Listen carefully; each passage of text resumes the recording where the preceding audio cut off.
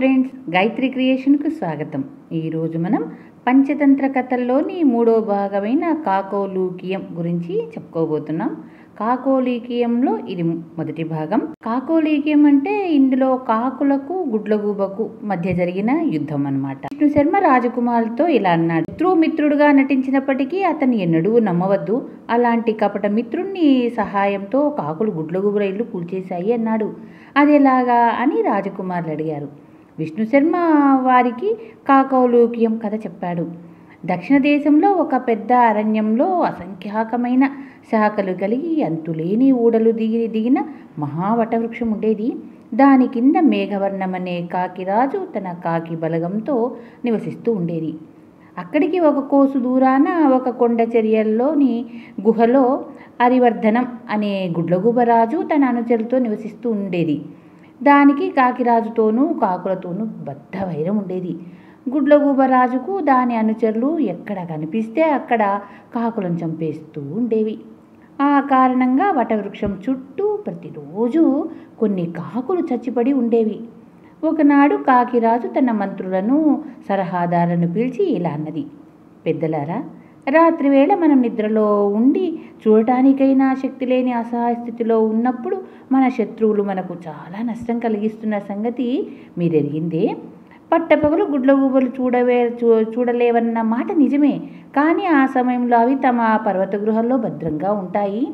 ఆ గృహను మనం పట్టపగలే సరే కదా, అది ఎక్కడ ఉన్నది కనపట్టలేము కూడా. శత్రువులను వ్యాధిని పెరగనివ్వటం ప్రాణహాని అంటారు. కనుక మనం బతికి బాగుపడాలంటే ఈ తీవ్రమైన సమస్యను ఎదుర్కోవాలి. అపాయాన్ని ఎదుర్కోవటానికి 6 మార్గాలు: శత్రువులతో రాజీ పడటం, శత్రువులతో యుద్ధం చేయటం, మన స్థావరాన్ని మార్చటం, ఉన్న స్థావరాన్ని బలపరచటం, బలవంతమైన మిత్రులను సంపాదించటం, యుక్తి చేత కానీ వంచన చేత కానీ కార్యసిద్ధి పొందటం. మనం ఏ పద్ధతి అవలంబించాలో నిర్ణయించటానికి రహస్యాలోచన ఏర్పాటు చేస్తున్నాను ఇలా అని కాకిరాజు ఉజ్జయిని, సంజీవి, అనుజీవి, ప్రజ్ఞవి, చిరంజీవి అనే మంత్రులతోనూ స్థిరజీవి అనే వృద్ధ సలహాదారుతోనూ రహస్యాలోచన జరిపింది. అది ఒక్కొక్క మంత్రి అభిప్రాయాన్ని అడిగింది. రాజా, శత్రువు బలాఢ్యుడు, మనకు అతడితో యుద్ధం సాధ్యం కాదు. మనకు బలం చేకూరేదాకా మనం శత్రువులకు తలవంచాలి. ప్రాణాపాయ స్థితిలో బలవంతులను దుర్మార్గులతోనూ సైతం శాంతి నెరపాలి. ప్రాణం ఉంటేనే ఆశ అనేది ఉండేది.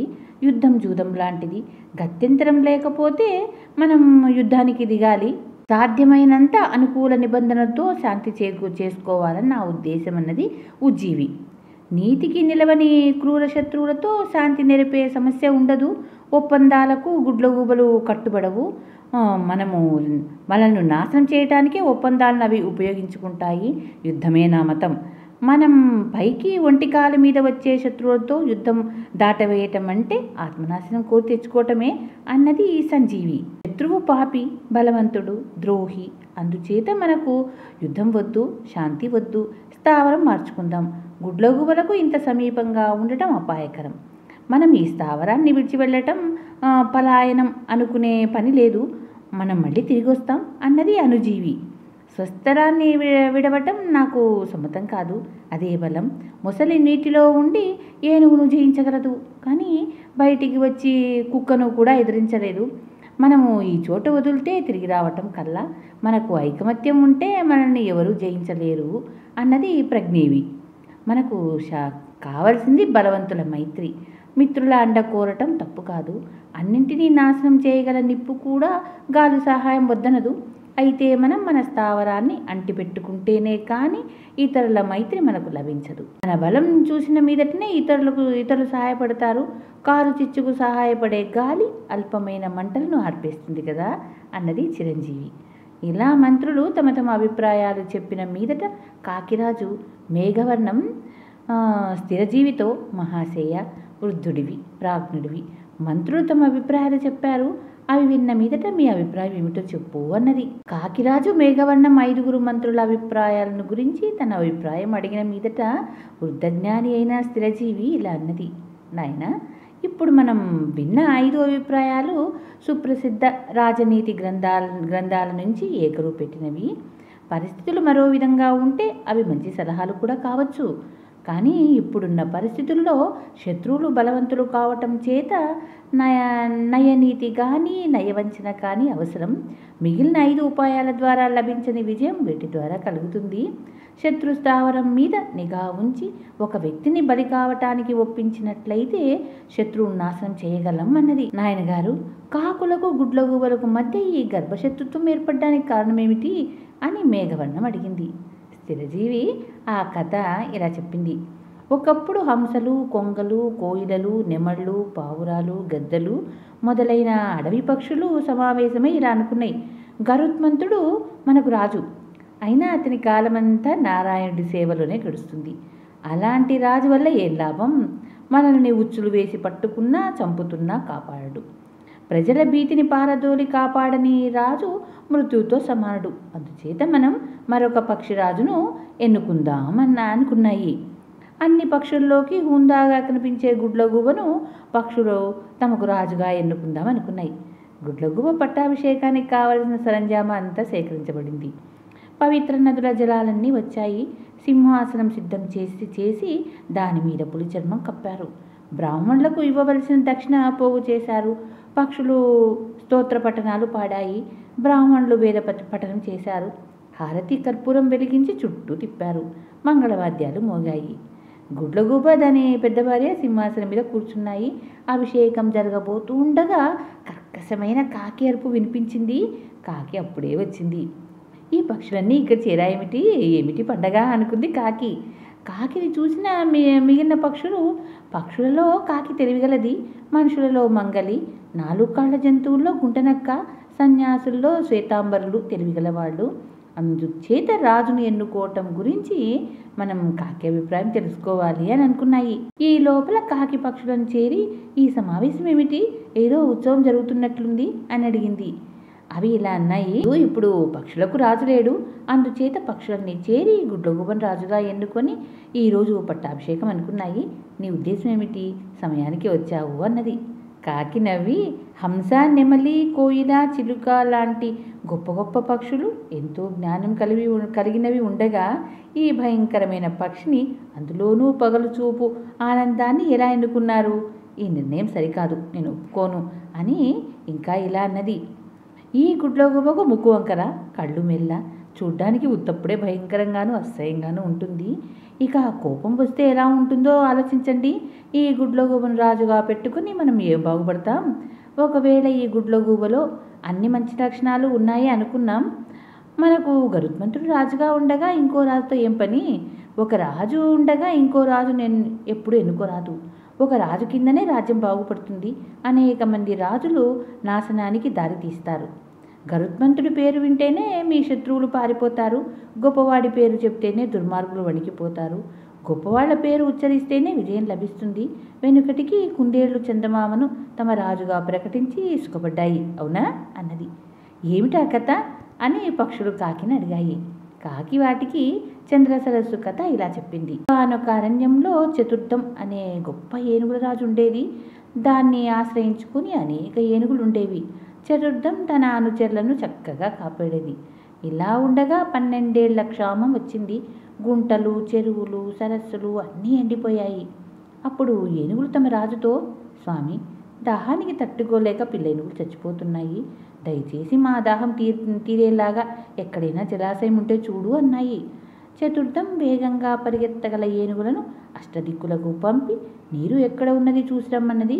తూర్పుగా వెళ్ళిన ఏనుగులకు చంద్ర సరస్సు కనబడింది. చంద్ర సరస్సులో పుష్కలంగా నీరుంది. ఎడతెగక ప్రవహించే జలం ఒకటి అందులో ఉంది. దాన్ని సమీపించే మార్గంలో అనేక మంది మునులు తపస్సు చేసుకుంటున్నారు. అక్కడ అసంఖ్యాకమైన హంసలు, పావురాళ్ళు, బాతులు, కొంగలు ఉన్నాయి. కానీ దాని ఒడ్డున రకరకాల మహావృక్షాలుండి వాటి కొమ్మలు నీటి మీదకు వంగి ఉన్నాయి. ఆ చెట్లకు పూతీగలు అల్లుకొని సువాసనలు వెదజల్లుతున్నాయి. ఆ పూల కోసం వచ్చిన తుమ్మెదల దండు గింకారం చేస్తుంది. నీటిలో పెద్ద పెద్ద కెరటాలు లేచి నురుగు తెప్పిస్తున్నాయి. సరస్సులో ఎర్ర తామరలు, తెల్ల తామరలు ప్రకాశిస్తున్నాయి. ఒడ్డున గల దట్టమైన పొదలు సూర్యుడి వేడిని అరికట్టి ఆ ప్రదేశాన్ని చల్లగా ఉంచుతున్నాయి. ఏనుగులు తిరిగి వెళ్ళి తమ నాయకుడైన చతుర్థానికి ఈ సరస్సు గురించి చెప్పాయన్నమాట. అప్పుడు చతుర్థము ఇతర ఏనుగులు చంద్ర సరస్సు వద్దకు వచ్చి అన్ని పక్కల నుంచి అందులోనికి చొరబడ్డాయి.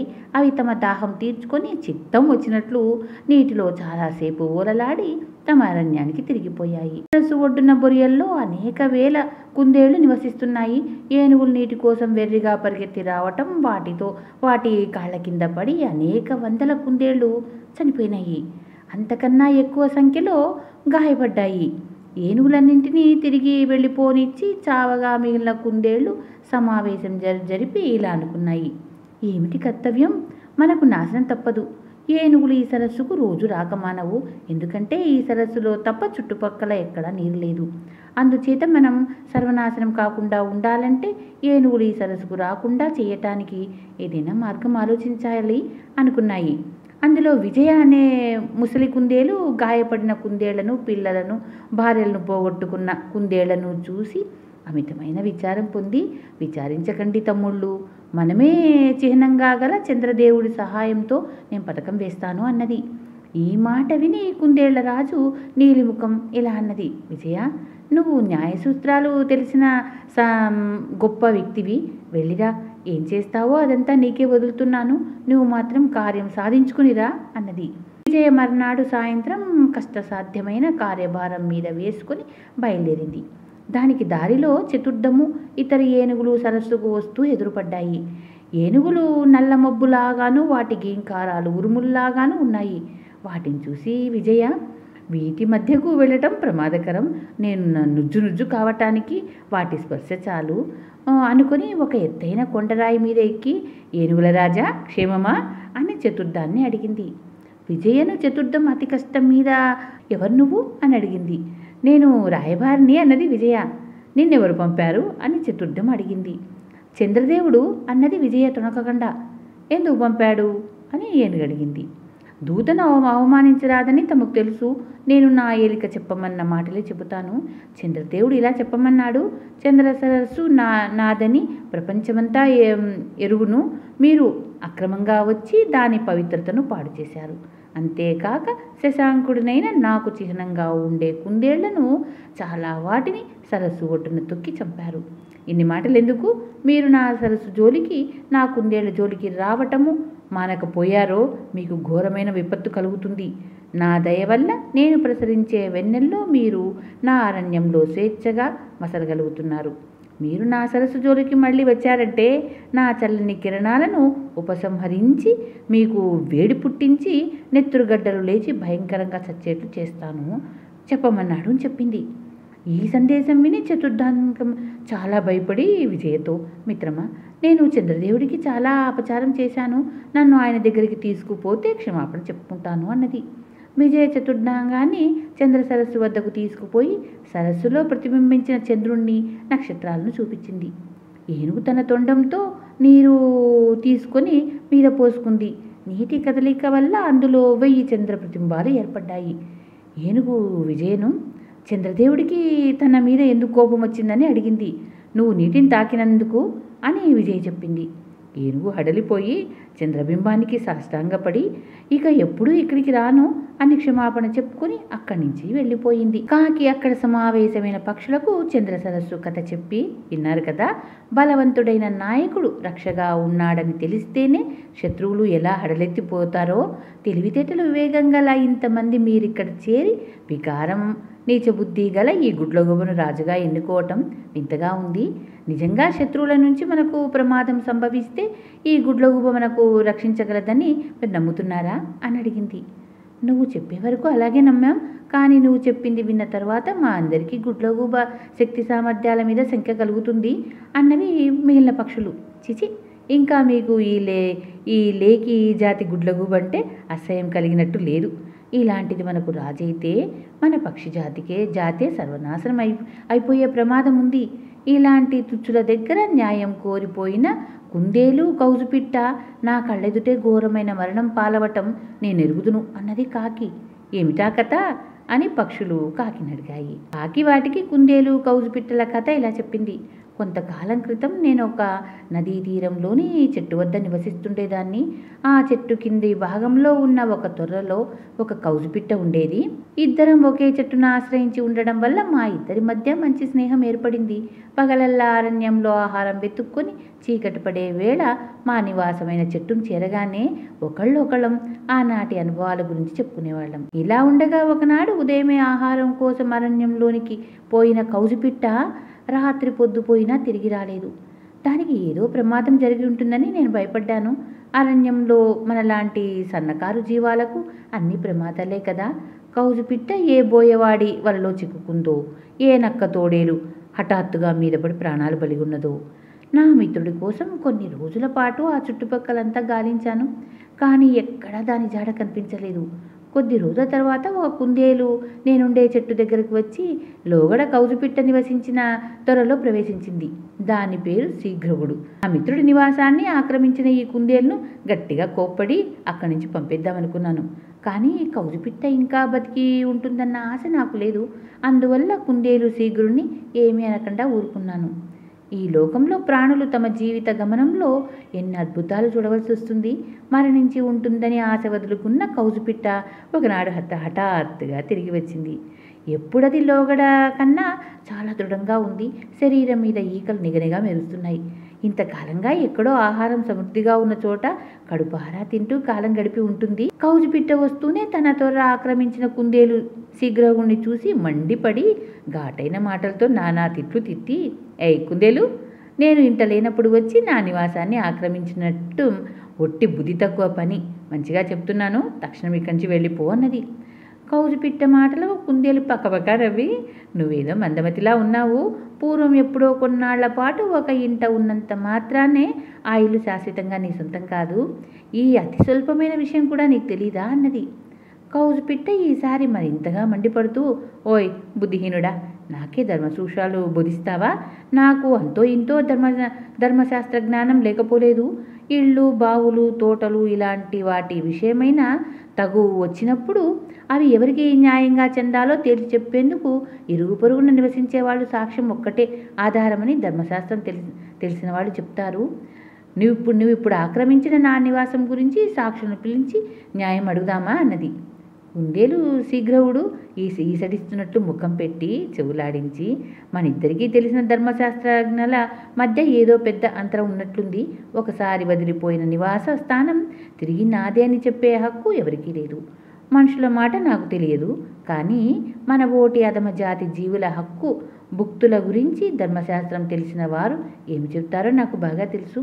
మనం నివసించే గృహంలో పిల్లలను కానీ పెద్ద చేసే వరకే మనకు ఆ గృహం మీద హక్కు ఉంటుంది. తర్వాత దాన్ని ఎవరైనా ఆక్రమించుకోవచ్చు అన్నది. తమ నివాసాన్ని గురించి కౌజుపిట్టకు కుందేలుకు చాలాసేపు వాదులాట జరిగింది.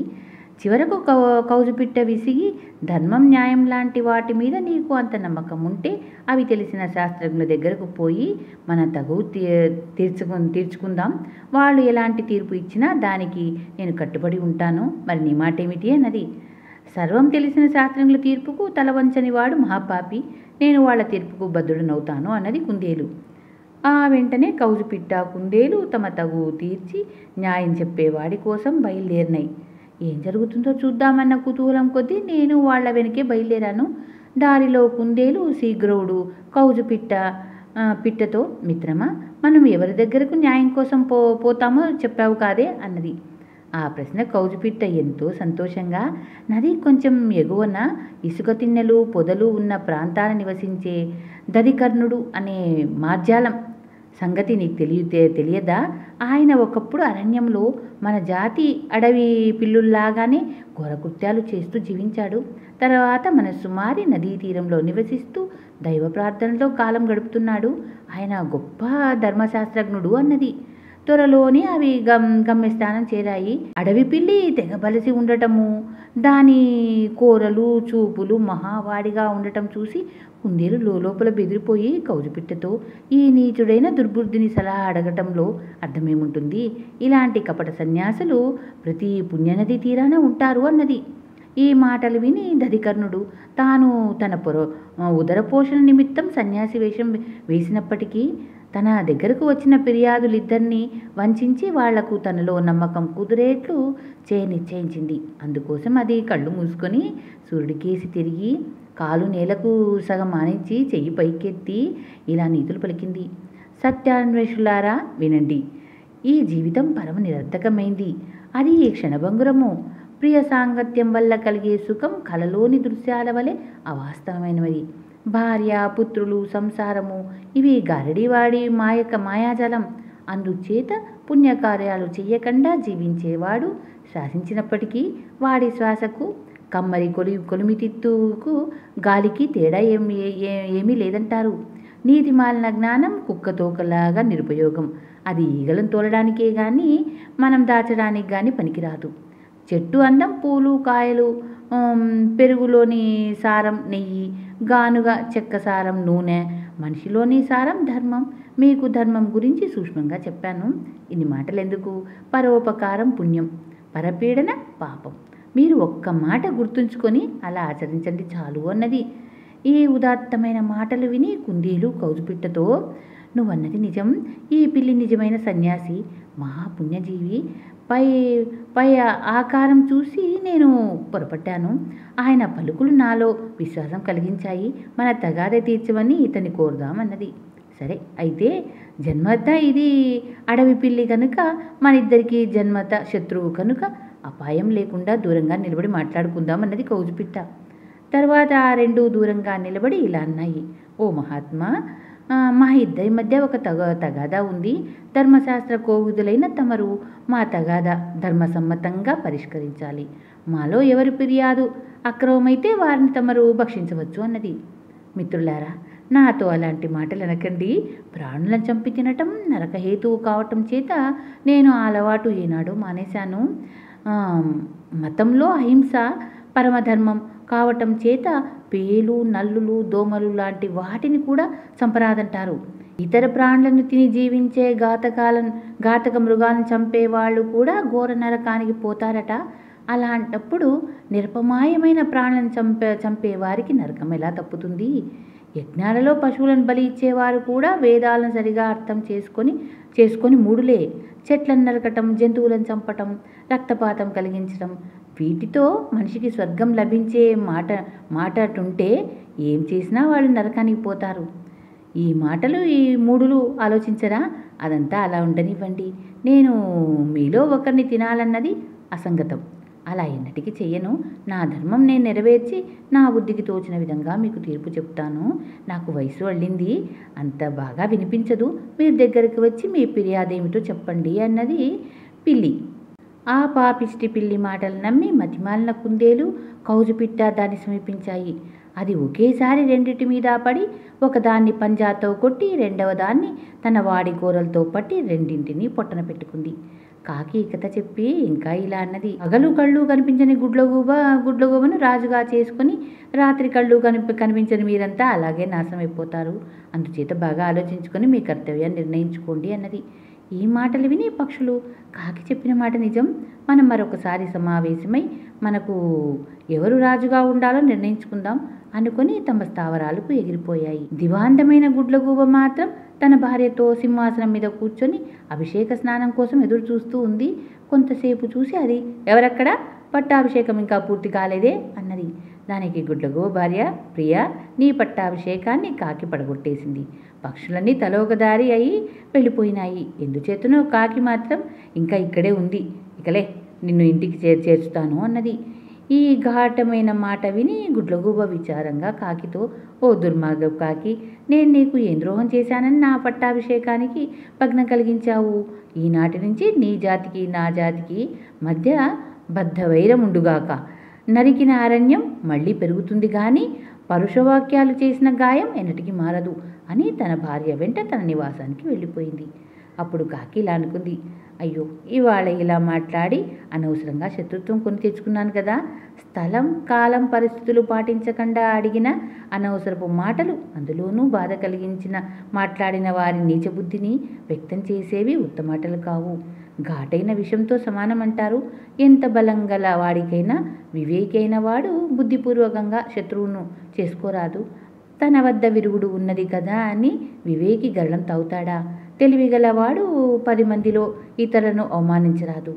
ఇలా అనుకుంటూ కాకి తన నివాసానికి వెళ్ళిపోయింది. గుడ్లగూబ పట్టాభిషేకానికి తప్పిపోయిన కథ విని కాకులకు రాజైన మేఘవర్ణం, అయ్యో ఇది భయంకరమైన జాతి వైరమై కూర్చుందే. రాజనీతి చతురత గాని వంచన గాని ప్రయోగించి తెలివితేటలు గల ఈ గుడ్లగూబలను మంచి చేసుకోవటం సాధ్యమంటావా అన్నది. ఎందుకు సాధ్యం కాదు? కొందరు దొంగ వెధవలు మోసం చేసి తెలివితేటలు గల బ్రాహ్మడి మేకను కాజేసిన కథ వినలేదా అని స్థిరజీవి అడిగింది. ఏమిటా కథ అని మేఘవర్ణం అడిగిన మీదట స్థిరజీవి ఆ బ్రాహ్మడి మేక కథ ఇలా చెప్పింది. మిత్రవర్మ అనే బ్రాహ్మణుడు నిత్యాగ్నిహోత్ర నియమం కలవాడు. మాఘమాసం వచ్చింది, ఈదురుగాలి వీస్తుంది, ఆకాశమంతా మబ్బులు కమ్మి తుంపర పడుతుంది. అలాంటి సమయంలో ఆ బ్రాహ్మణుడు యజ్ఞం చేసి బలి ఇవ్వటానికి మేకను యాచించటానికి దూర గ్రామం వెళ్ళి ఒక ధనికుడితో, అయ్యా వచ్చే అమావాస్య నాడు నేను ఒక మేకను బలి ఇద్దామనుకుంటున్నాను, దయచేసి ఒక మేకను ఇప్పించండి అని అడిగాడు. ధనవంతుడు బ్రాహ్మడికి ఒక బలిసిన మేకను ఇచ్చాడు. బ్రాహ్మణుడు ఆ మేకను వీధి వెంట తీసుకుపోదామని చూస్తే అది అటు ఇటు పరిగెత్తి తన స్వస్థలం విడిచి కొత్తవాడి వెంట వెళ్ళటానికి నిరాకరించింది. అతి కష్టం మీద బ్రాహ్మణుడు మేకను పట్టుకొని మళ్ళీ అది పారిపోకుండా దాన్ని తన భుజాల మీద వేసుకొని తన ఊరికి బయలుదేరాడు. ఆ మేక తప్పించుకుపోవటానికని తన్నుకుంటూ ఉండటం 3 పేద దొంగ వెధవల కంటపడింది. వాళ్ళు ఆకలితో బాధపడుతున్నారు. వాళ్ళల్లో వాళ్ళు, మనం ఈ మేకను తినగలిగితే చలి బాధకు తట్టుకోగలుగుతాం, అందుకోసం మనం ఈ పిచ్చి బ్రాహ్మణ్ణి మోసం చేద్దాం అనుకున్నారు. ఏం చేయాలో నిర్ణయించుకున్న అనంతరం 3 విడిపోయారు. బ్రాహ్మణుడు కొంత దూరం వెళ్ళాక ఒక దొంగ విధవ రైతు వేషంలో బ్రాహ్మడికి ఎదురుపడి, అయ్యవారు ఈ గజికుక్కను భుజాలను ఎత్తుకొని మోస్తున్నారేమిటి? ఎవరన్నా చూస్తే ఏమనుకుంటారు? కుక్క కోడి చండాలుడు అంటరానివని పెద్దలు చెప్తారు కదా, తమలాంటి సద్బ్రాహ్మణులు వాటిని తాకవచ్చునా అన్నాడు. బ్రాహ్మడి కోపం వచ్చి, మేకను పట్టుకొని కుక్క అంటావు, నీకేమైనా కళ్ళు కనిపించడం లేదా అన్నాడు. అయ్యా కోపం దేనికి? అభ్యంతరం లేకపోతే ఈ కుక్కను అలాగే మోసుకు వెళ్ళండి అంటూ వెళ్ళిపోయాడు. బ్రాహ్మణుడు మరికొంత దూరం వెళ్ళాక రెండో దొంగ వెధవ కూలివాడి వేషంలో ఎదురుపడి, చిచి ఈ చచ్చిన దూడ నీకు ఇష్టమై ఉండుగాక, ఇంత మాత్రాన దాన్ని భుజాన్ని ఎత్తుకుంటారా? క్షుద్ర జంతువులను శవాలను ముట్టుకున్నందుకు ప్రాయశ్చిత్తంగా పంచకావ్యాలు తినటమో ఇంకా ఏదైనా వ్రతం చేయడమో అవసరమని పెద్దలు చెప్తారు కదా అన్నాడు. నీ కళ్ళేమైనా పోయాయా? బతికున్న మేకను పట్టుకొని చచ్చిన దూడ అంటావేం అని బ్రాహ్మణుడు మండిపడ్డాడు. స్వామి కోపగించుకోకండి, ఉన్నమాట అనే జబ్బు నాకుంది, మీ ఇష్టం వచ్చినట్టు చెయ్యండి అన్నాడు వాడు. బ్రాహ్మణుడు మరికొంత దూరం వెళ్ళాక మూడో దొంగ గొర్రెల కాపరి వేషంలో ఎదురు వచ్చి, బ్రాహ్మణ గాడిదను భుజాన మీద మోయటం ఏమైనా బాగుందా? గాడిదను తెలియక ముట్టుకున్నా కూడా స్నానం చేయవలసిందే కదా, ఎవరన్నా చూసేలోపు దాన్ని అవతల పారే అన్నాడు. అప్పుడు బ్రాహ్మణుడు తనలో, ఈ మేక ఏదో రాక్షస ఉంటుంది, నన్ను మోసం చేసి నాశనం చేయటానికి ఈ రూపు ధరించి ఉంటుంది. రాక్షసి కాకపోతే ఒకరి కుక్కలాగా, మరొకరికి చచ్చిన దూడలాగా, ఇంకొకరి గాడిదలాగా కనబడుతుందా అనుకుని ఆ మేకను అక్కడే పారేసి కాలి సత్వ కొద్దీ తన ఊరికి పరిగెత్తాడు. తర్వాత 3 దొంగ వెధవలు దాన్ని వండుకొని కడుపారా తిన్నారు. స్థిరజీవి మోసపోయిన బ్రాహ్మడి కథ చెప్పి ఇంకా ఇలా అన్నది.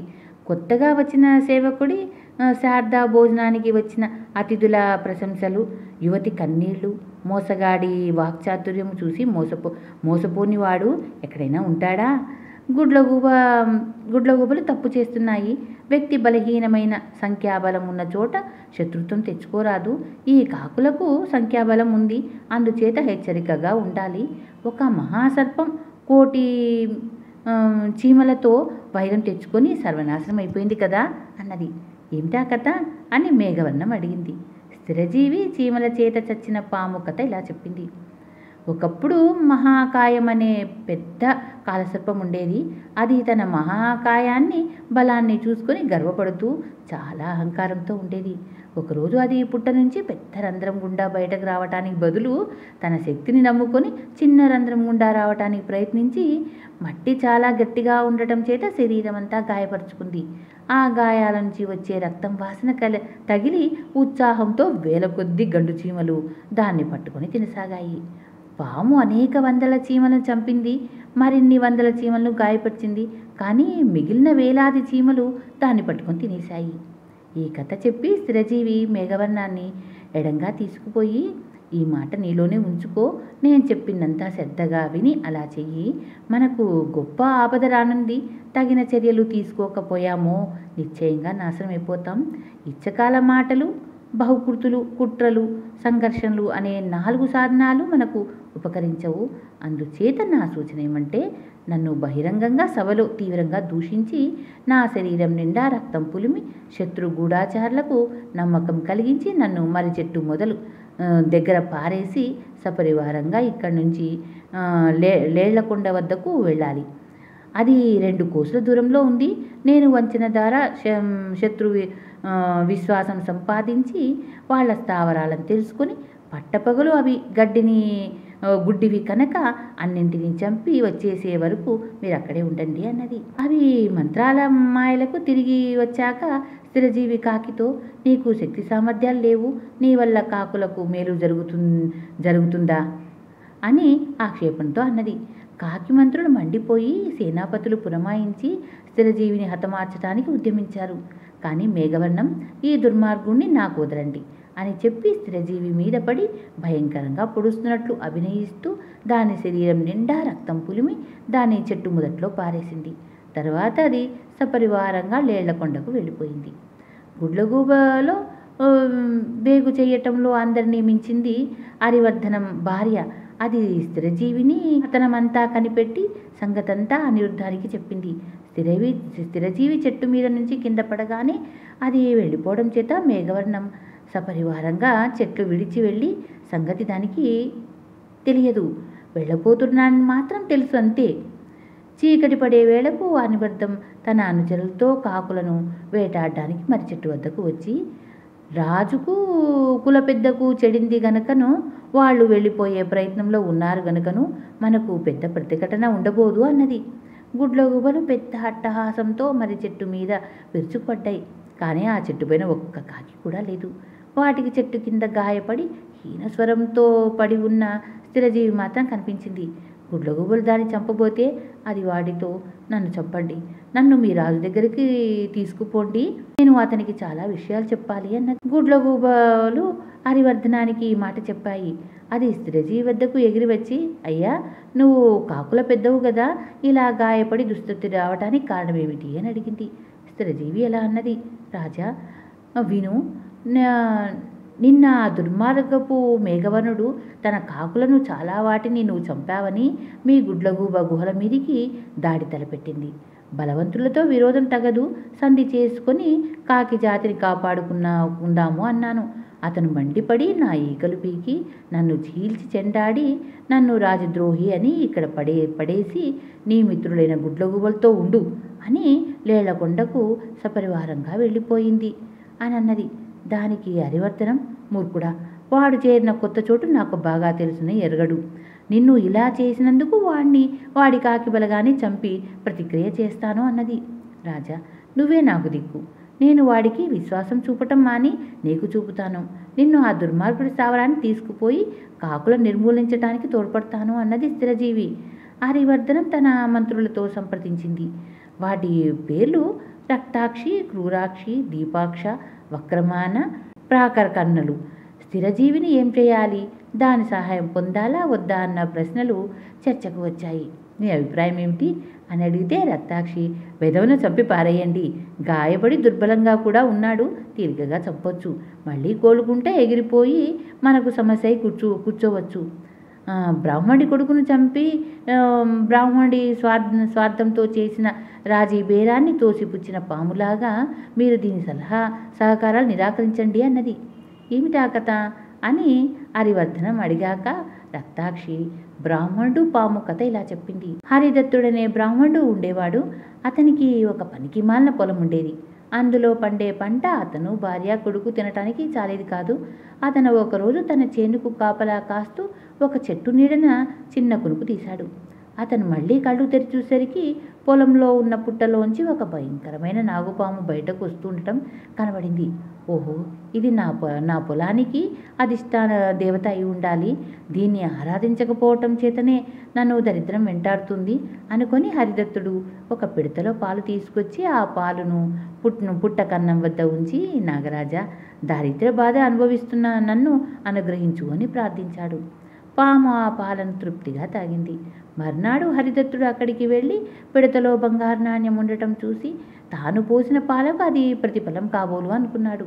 అటు తరువాత అతను రోజు పాముకు ముంతెడు పాలు ఇచ్చి పూజించి మర్నాడు ఒక బంగారు నాణ్యం పుచ్చుకుంటూ వచ్చాడు. ఒకసారి అతను పొరుగురు వెళ్ళవలసి వచ్చి పుట్ట వద్దకు పాలు తెచ్చి పామును పూజించే పని తన కొడుకు అప్పగించాడు. పుట్ట నిండా బంగారు కాసులు ఉండి ఉంటాయి, ఈ వెధవ పాము ఒక్క కాసే ఇస్తుంది అనుకొని బ్రాహ్మణుడి కొడుకు పాము పాలు తాగేటప్పుడు దాన్ని చంపే ఉద్దేశంతో కర్ర పెట్టి దాన్ని నెత్తిన కొట్టాడు. తరువాత పుట్ట తవ్వి బంగారం తీసుకోవాలని వాడి ఉద్దేశం. అయితే పాము దెబ్బ తప్పుకొని దారుణమైన కోపంతో కుర్రాన్ని కాటేసి చంపేసింది.